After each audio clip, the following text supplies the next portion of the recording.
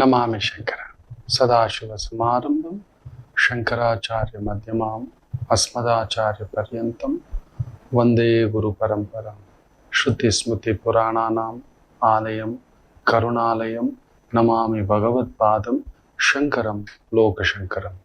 ನಾಡಿನ ಸಮಸ್ತ ವೀಕ್ಷಕ ಬಂಧುಗಳ ಪಾದಾರವಿಂದಗಳಿಗೆ ನನ್ನ ಶಿರಸಾಷ್ಟಾಂಗ ನಮಸ್ಕಾರಗಳು. ದುಡ್ಡು ಅನ್ನತಕ್ಕಂಥದ್ದು ತುಂಬಾ ದೊಡ್ಡವರು ಹೇಳಿದಂತ ಒಂದು ಮಾತನ್ನ ನಿಮ್ಮ ಮುಂದ್ಗಡೆ ತಗೋಬರ್ತಿದ್ದಾನೆ. ಮನುಷ್ಯನಲ್ಲಿರತಕ್ಕಂಥ ಎಲ್ಲಾ ಬಣ್ಣಗಳನ್ನ ತೋರಿಸ್ತಕ್ಕಂಥ ಒಂದು ವಿಶೇಷವಾದ ವಸ್ತು. ಹೌದು, ಒಂದು ದುಡ್ಡಿದೆಯಲ್ಲ, ಪ್ರಾಣ ಕೊಡುತ್ತದೆ. ದುಡ್ಡಿದ್ರೆ ಪ್ರಾಣ ಕೊಡಿಸ್ಬೋದು. ಇವತ್ತು ಎಷ್ಟೋ ಜನ ಆಸ್ಪತ್ರೆಗಳು ದುಡ್ಡಿಲ್ಲ ಸರ್, ಒಳ್ಳೆ ಟ್ರೀಟ್ಮೆಂಟ್ ಕೊಡೋಕ್ಕೆ ಸರ್. ಎಷ್ಟೋ ಜನ ದುಡ್ಡಿಲ್ಲ ಅಂತ ಆತ್ಮಹತ್ಯೆ. ಯಾರಿಗೂ ದುಡ್ಡು ತೀರಿಸ್ಬೇಕು, ಕೊಡಬೇಕು, ಸಾಲ ಮಾಡ್ಕೊಂಡಿದ್ದೇವೆ, ಕಮಿಟ್ಮೆಂಟ್ ಆಗಿಬಿಟ್ಟಿದೆ. ಆ ಒದ್ದಾಟದಲ್ಲಿ ಜೀವ ಕಳ್ಕೊಂಡಿರೋದುಂಟು. ಒಂದು ದುಡ್ಡೇ ಹಾಗೆ. ದುಡ್ಡು ಪ್ರಾಣ ತೆಗೆಯುತ್ತೆ ಕೂಡ. ವಿಪರೀತ ದುಡ್ಡಿನ ಆಸೆ ಇರೋ ಮನುಷ್ಯ ನೀವು ನೋಡಿರ್ತೀರಿ, ಕೊಲೆ ಮಾಡಿಬಿಡ್ತಾನೆ. ದುಡ್ಡಿಗೋಸ್ಕರ ಏನು ಬೇಕಾದ್ರೂ ಮಾಡುವಂತ ವ್ಯಕ್ತಿಗಳನ್ನ ನಾವು ನೋಡ್ತಿದ್ದೇವೆ. ಏನು ಬೇಕಾದ್ರೂ, ಯಾರನ್ನು ಬೇಕಾದ್ರೂ, ಹೆತ್ತ ತಂದೆ ತಾಯಿಯನ್ನು ಕೂಡ ಸಾಯಿಸಿರ್ತಕ್ಕಂಥವ್ರು, ಧರ್ಮಪತ್ನಿಯನ್ನ, ಗಂಡನನ್ನ, ಮಕ್ಕಳನ್ನ, ತಂದೆ ತಾಯಿಯನ್ನ, ಯಾರನ್ನು ಬೇಕಾದರೂ ನೋಡಿ. ಎಷ್ಟು ವಿಚಿತ್ರ. ಒಂದು ದುಡ್ಡು ಹೇಗೆ ಪ್ರಾಣವನ್ನ ಪೋಷಿಸುತ್ತದೋ, ದುಡ್ಡಿದ್ರೆ 100 ಜನಕ್ಕೆ ಅನ್ನ ಹಾಕ್ಬೋದಪ್ಪ. ಏನೋ ಒಂದು ನಮ್ಮ ಮಟ್ಟಕ್ಕೆ ಒಂದು ಅನಾಥಾಶ್ರಮ, ವೃದ್ಧಾಶ್ರಮ ಕಟ್ಟಿ ಅಲ್ಲೊಂದು ಪೋಷಿಸ್ಬೋದು ದುಡ್ಡಿನಿಂದ. ಹಾಗೆ ದುಡ್ಡಿಗೋಸ್ಕರ ಕಿತ್ಕೊಂಡು ಇನ್ನೊಬ್ರು ಜೀವ ತೆಗೆಯುವಂಥದ್ದು, ಅವ್ರನ್ನ ಹಸುವೆಯಿಂದ ಹಾಕಿಸಿ ಜೀವ ತೆಗೆಯತಕ್ಕಂಥದ್ದು ಆಗುತ್ತೆ. ದುಡ್ಡು ಗೌರವ ತಂದು ಕೊಡುತ್ತದೆ. ಇವತ್ತು ಯಾರ ಹತ್ರ ದುಡ್ಡಿದೆಯೋ ಅವರನ್ನ ನೀವು ನೋಡಿ. ಅಬ್ಬೋ,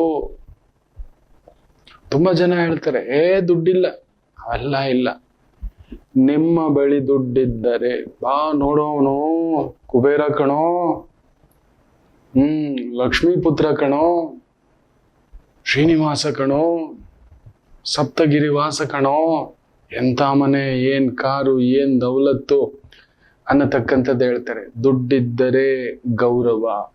ಏನ್ ಕಟ್ಸಿದಾನೋ ಮನೆ, ಏನು ಅಂದ ಕಣೋ ಅದು, ಏನು ದುಡ್ಡಿಂದ ಆ ಕಾರಲ್ಲಿ ಬರೋ ಒಂದು ವೈಭೋಗ ಇದೆಯಲ್ವೇನೋ ಅನ್ನತಕ್ಕಂಥ. ಹೌದಲ್ವಾ? ಕಲಿಯುಗದ ಮಹಿಮೆ. ಕಲಿಯುಗ ಅಲ್ಲ, ಎಲ್ಲಾ ಯುಗಗಳಲ್ಲಿಯೂ ದುಡ್ಡಿಗಿರತಕ್ಕಂಥ ಒಂದು ಪ್ರಾಮುಖ್ಯತೆಯೇ ಹೀಗೆ. ದುಡ್ಡೇ ಗೌರವ ಕೂಡ ತೆಗೆಯುತ್ತದೆ. ನೀವು ನೋಡಿರ್ತೀರಿ, ಯಾರ್ದೋ ದುಡ್ಡು ತಗೊಂಡು ಓಡೋಗ್ಬಿಟ್ರು, ಕಷ್ಟಪಟ್ಟು ಸೇರಿಸಿಟ್ಟಿದ್ದು. ಯಾವುದೋ ಟ್ರೇಡಿಂಗ್ ಅಂತ ಹೇಳ್ತಾರೆ, ಯಾವುದೋ ಕ್ಲಿಕ್ಸು ರಿವ್ಯೂಸು ಮಾಡಿ ನಿಮಗೆ ದುಡ್ಡು ಕೊಡ್ತೀವಿ ಅಂತ ಹೇಳ್ತಾರೆ. ಅದಕ್ಕೊಂದು ರಿಜಿಸ್ಟ್ರೇಷನ್ ಫೀಸು 10,000 ನಮ್ಮ ಅಕೌಂಟಲ್ಲಿ ಇದೆ, ಬರ್ತಿದೆ, ನೀವು ಕೊಡ್ತಿರೋ ರಿವ್ಯೂಸು ನಂಬಿಟ್ವಿ. ಅಲ್ಲಿ ಇಲ್ಲಿ ಅವ್ರದ್ದು ಇವ್ರದ್ದು ಏನೋ ಕೇಳಿ ತಗೊಬಂದು ಒಂದಷ್ಟು ಹಾಕ್ಬಿಟ್ವಿ, ಹೋಯ್ತು ಗೌರವ. ಸಾಲ ತಗೊಂಡಿದ್ದೀವಿ, ತೀರಿಸ್ಲಿಕ್ಕಾಗ್ಲಿಲ್ಲ, ಬರ್ತಾರೆ ಮನೆ ಮುಂದುಗಡೆ. ನಾನಾ ರೀತಿ ಅವಮಾನಗಳ ಸಂಕೋಲೆ, ಅಗೌರವದ ಸಂಕೋಲೆ ದುಡ್ಡಿಲ್ಲದವನನ್ನ. ಅರೆ, ದೇವಸ್ಥಾನದ ಹತ್ರ ಕೂಡ ದುಡ್ಡಿದ್ರೆ ನೋಡಿ, ಅವನಿಗೆ ಸಕಲ ವಿಶೇಷ ದರ್ಶನ, ವಿಶೇಷ ಪೂಜಾ.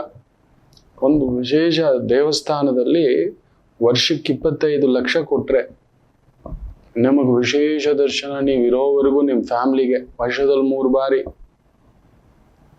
ದೇವರ ಮುಂದುಗಡೆ ಬ್ರೇಕಿನ್ ದರ್ಶನ, ಸುಪ್ರಭಾತ ದರ್ಶನ, ಈ ರೀತಿ ಏನೇನೋ ಇದೆ. ಅದೇ ದುಡ್ಡಿಲ್ಲ ಅಂದ್ರೆ ಬಾಗಲ ಹತ್ರ ಕೂಡ ಬಿಡಲ್ಲ, ದೇವಸ್ಥಾನದ ಹತ್ರ. ಇದೇ ನಿಜ ಮಕ್ಕಳೇ. ಇದು ಪ್ರತಿಯೊಬ್ಬರ ಜೀವನದಲ್ಲಿ ನಡೀತಿರತಕ್ಕಂಥದ್ದು. ಯಾರೋ ಮಹಾಗುರು ಹೇಳಿರ್ತಕ್ಕಂಥ ಮಾತನ್ನ ನಿಮ್ಮ ಮುಂದ್ಗಡೆ ಹೇಳ್ತಿದ್ದಾರೆ. ದುಡ್ಡಿದ್ದರೆ ಗೌರವ ಬರುತ್ತದೆ, ತಂದು ಕೊಡುತ್ತದೆ, ಕಟೌಟ್ ಕಟ್ಟಿಸುತ್ತದೆ, ಅಲಂಕಾರ ಮಾಡಿಸುತ್ತದೆ. ಹೂವಿನ ಅಲಂಕಾರ, ಕ್ಷೀರಾಭಿಷೇಕ, ಅಬ್ಬೋ ಏನು ಗೌರವ ಗೋತ್ರ ಹುಡ್ಕೊಂಡ್ ಬರೋದು. ಈ ಬೆಲ್ಲದ ತುಂಡು ಇಟ್ಟಿದ ತಕ್ಷಣ ಒಂದು 10 ನಿಮಿಷದಲ್ಲಿ ಇರುವೆಗಳು ಹೇಗೆ ಸುತ್ಕೊಳ್ಳುತ್ತೋ ಆ ರೀತಿ. ಅದೇ ದುಡ್ಡಿಲ್ಲ ಅಂದ್ರೆ ನಿಮ್ಮ ಹಿಂದೇನೂ ಇಲ್ಲ. ಅರೇ ಸತ್ತು ಹೋದ ಹೆಣಕ್ಕೂ 6 ಅಡಿ 3 ಅಡಿ ಜಾಗ ಕೊಡಲ್ಲ. ರಸ್ತೆಯಲ್ಲಿ ಬಿದ್ದಿದ್ರು ಯಾರು ನೋಡಲ್ಲ, ಅನಾಥ ಶವ ಬಿಡ್ರಿ. ಕೊಡುವುದಿಲ್ಲ, ಮರ್ಯಾದೆ ಕೊಡಲ್ಲ. ಎಲ್ಲೋ ಮೂಲೆ ಯಾವ್ದಾದ್ರು ಫಂಕ್ಷನ್ಗೆ ಹೋದ್ರೆ ನೋಡಿ ನಮ್ಮನ್ನ ಯಾವ ತರ ನೋಡ್ತಾರೆ ಗೊತ್ತಾ? ದುಡ್ಡಿಲ್ದಿದ್ದವನ್ನ ಅಷ್ಟು ಕೀಳಾಗಿ ನೋಡ್ತಾರೆ. ಅಗೌರವ ತಂದು ಕೊಡುತ್ತದೆ ಈ ದುಡ್ಡೇ. ಗೌರವ ತಂದು ಕೊಡುವುದು ದುಡ್ಡೇ, ಗೌರವ ತೆಗೆಸುವುದು ದುಡ್ಡೇ. ಮೋಸ ಮಾಡಿ ಬದುಕಿದಾನೋ ಅವನು ಅನ್ಯಾಯ ಮಾಡಿ ಬದುಕಿದಾನೋ, ಇನ್ನೊಬ್ರು ಹೊಟ್ಟೆ ಹೊಡೆದು ಬದುಕ್ತಿದಾನೋ, ಇನ್ನೊಬ್ರು ಜೀವ ತೆಗೆದು ಬದುಕ್ತಿದ್ದಾನೋ, ಇಂಥವನ ಅನ್ನತಕ್ಕಂಥ ಅಗೌರವ ಕೂಡ ದುಡ್ಡಿಂದಲೇ ಬರತಕ್ಕಂಥದ್ದು. ತುಂಬಾ ಚೆನ್ನಾಗಿ ಇನ್ನೊಂದು ಮಾತು ಹೇಳ್ತಾರೆ ಗುರುಗಳು, ದುಡ್ಡು ಅಳಿಸುತ್ತೆ. ಹೌದು, ನಮ್ಮ ಹತ್ರ ದುಡ್ಡಿಲ್ಲ ಅಂದ್ರೆ ನೋಡಿ, ಮಕ್ಕಳು ಏನೋ ಒಂದು ಪೆನ್ಸಿಲ್ ಕೇಳಿದ್ರು, ಒಂದು ಪೆನ್ ಕೇಳಿದ್ರು, ಒಂದು ಬುಕ್ ಕೇಳಿದ್ರು, ಯಜಮಾನನಾಗಿ ಸಂಬಳ ಕೊಡಬೇಕು, ದುಡ್ಡಿಲ್ಲ. ಯಜಮಾನನಾಗಿ ಮನೆಯನ್ನ ಪೋಷಿಸಬೇಕು, ದುಡ್ಡಿಲ್ಲ. ಕಣ್ಣಲ್ಲಿ ನೀರು ಎಷ್ಟು ಬರುತ್ತೆ ಅಂದ್ರೆ ಆ ತಂದೆಗೆ ಮಾತ್ರ ಗೊತ್ತು, ಮನೆಯ ಯಜಮಾನನಿಗೆ ಗೊತ್ತು, ಯಜಮಾನಿಗೆ ಗೊತ್ತು.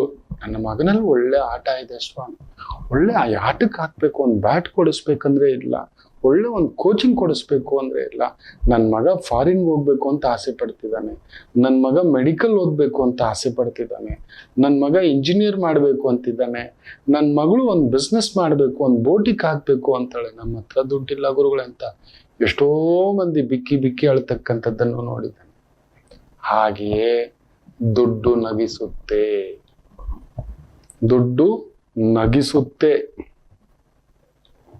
ಅವ್ರು ಕೇಳಿದನ್ನ ದುಡ್ಡಿರೋರು ಮಾಡಿದಾಗ ನೋಡಿ ಅಲ್ಲೊಂದು ಆನಂದ. ನಮ್ಮಪ್ಪ ಇಂಥದ್ದೊಂದು ಹೋಟ್ಲ್ ಕರ್ಕೊಂಡೋಗಿ ಒಳ್ಳೆ ಊಟ ಕೊಡಿಸ್ದ, ಓ ಆನಂದೋ ಬ್ರಹ್ಮ, ಬ್ಯೂಟಿಫುಲ್ ಆನಂದ ಲೋಕ.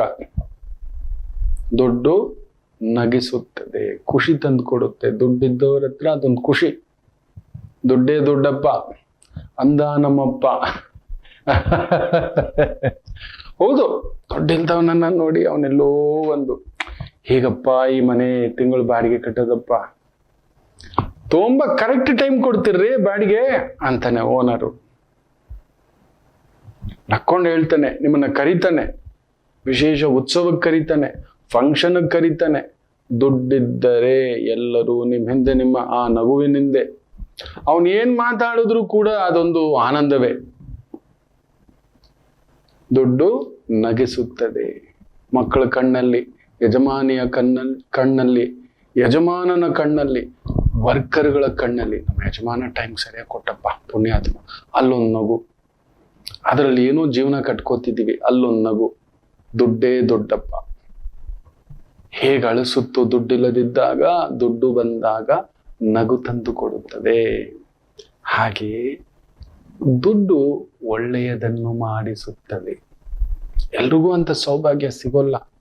ಕೆಲವರು ದುಡ್ಡಿದ್ದಂಥವರು 4 ಮಕ್ಕಳನ್ನ ದತ್ತಕ್ಕೆ ತಗೋತಾರೆ, ಒಂದು ಅನಾಥ ಆಶ್ರಮಕ್ಕೆ ನೋಡ್ಕೋತಾರೆ, ಒಂದು ವೃದ್ಧಾಶ್ರಮಕ್ಕೆ ನೋಡ್ಕೋತಾರೆ, ಯಾರಿಗೂ ಒಂದು ವಿದ್ಯಾ ಸಹಾಯ ಮಾಡತಕ್ಕಂಥದ್ದು ಮಾಡ್ತಾರೆ, ವಿದ್ಯೆಗೆ.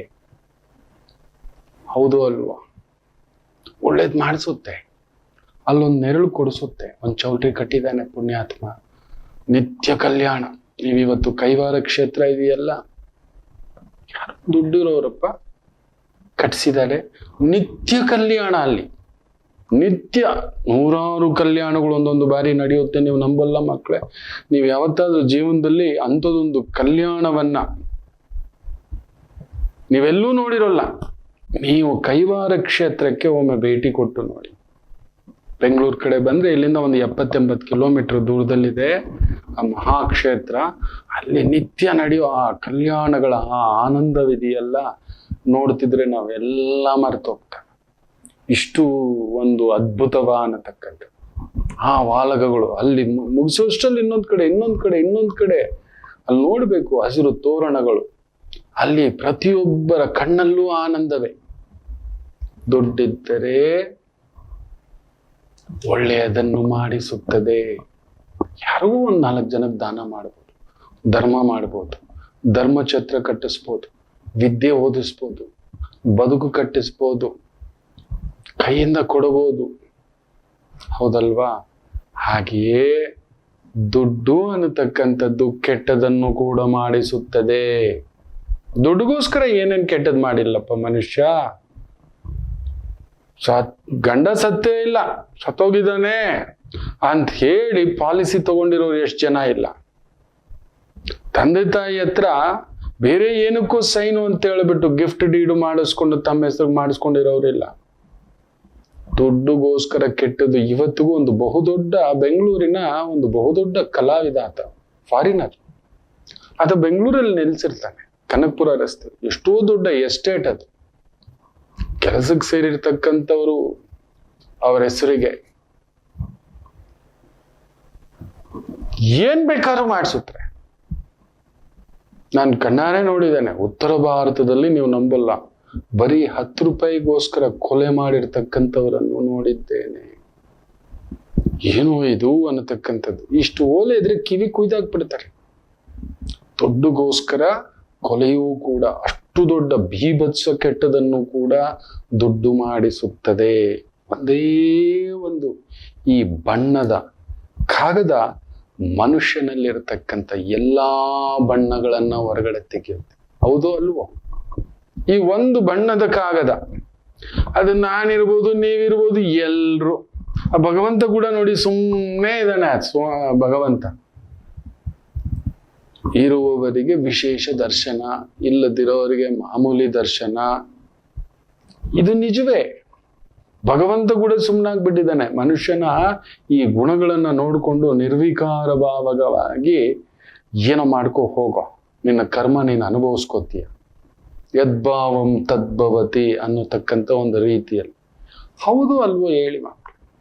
ಈ ಒಂದೇ ಒಂದು ಬಣ್ಣದ ಕಾಗದ ಮನುಷ್ಯನಲ್ಲಿರತಕ್ಕಂಥ ಅಷ್ಟೂ ಬಣ್ಣಗಳನ್ನ ಹೊರಗಡೆ ತೆಗೆದಿಟ್ಟುಬಿಟ್ಟಿದೆ. ನೋಡಿಕೊಂಡು ಬಳಸಿ,